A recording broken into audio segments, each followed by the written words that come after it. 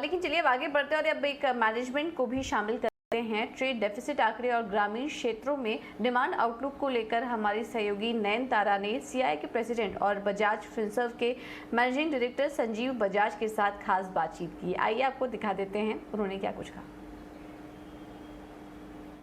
कल ही trade deficit number आया, एक बहुत ही अगली नंबर था। अगर हम उसके बारे में बात करें, अगर रुपए की बात करें, कुछ फ्लोज ही नहीं है उसको सपोर्ट करने के लिए। यूएस डॉलर बढ़ रहा है, तो इंडस्ट्री के पॉइंट से जब आप ये सब मैक्रोज देखते हैं, उसका क्या असर पड़ेगा, क्या इम्पैक्ट पड़ेगा इंडस्ट्री पे, और अगर कोई सजेशंस गवर्नमेंट के लिए, आरबीआई के लिए होंगी, वो क्या है?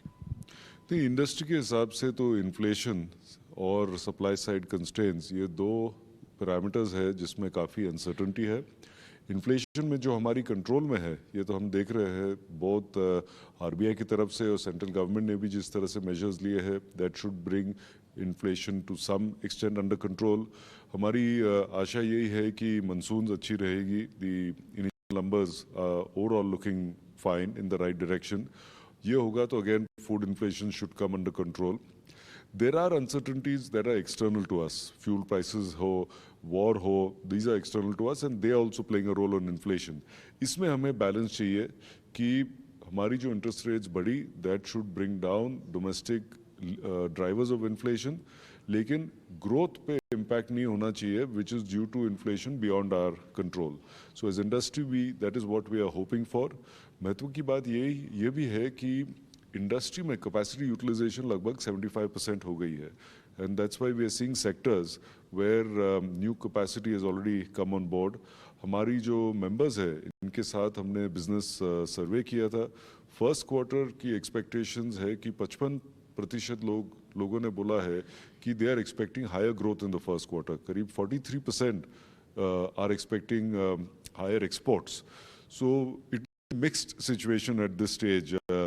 What we can do within our control is all looking quite positive. But yes, external uncertainties hai, inflation has to be brought into a more meaningful range. These are the uncertainties we are grappling with.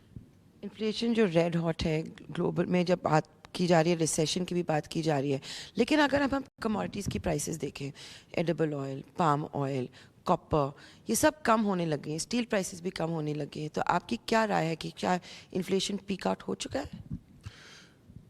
Crude oil लेकिन कम नहीं हो रहा। हाँ, it's a little early to say that, but yes we are hopeful कि direction वही रहे। और global situation, हमारी सिचुएशन में काफ़ी, ग्लोबल वेस्टर्न सिचुएशन में काफ़ी फ़र्क है। Those global western countries put in a significant amount of liquidity into their market in the last 2 years. India ने ऐसा नहीं किया, हमारी उतनी स्ट्रेंथ भी नहीं थी करने के लिए based on our own situation. But उनकी जो अभी unwinding हो रही है, that is going to cause them a lot more of pain than it will for India. तो हमारी situation थोड़ी अलग है।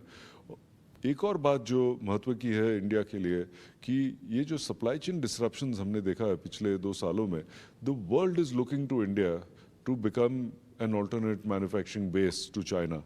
And with the PLI schemes of the government, greater focus on ease of doing business, greater collaboration between central and state government, जिस तरह से GST में collaboration हुई है with the GST council, if we can see that happening for land, for labour, for energy, we will, for exports, we will then see a significant coming together of India's strength on the ground to really help us build manufacturing both for domestic as well as for exports. Okay, तो industry growth को लेकर संजीव बजाज से बातचीत और ये विस्तार से detail में आपने यहाँ पर सुना। इस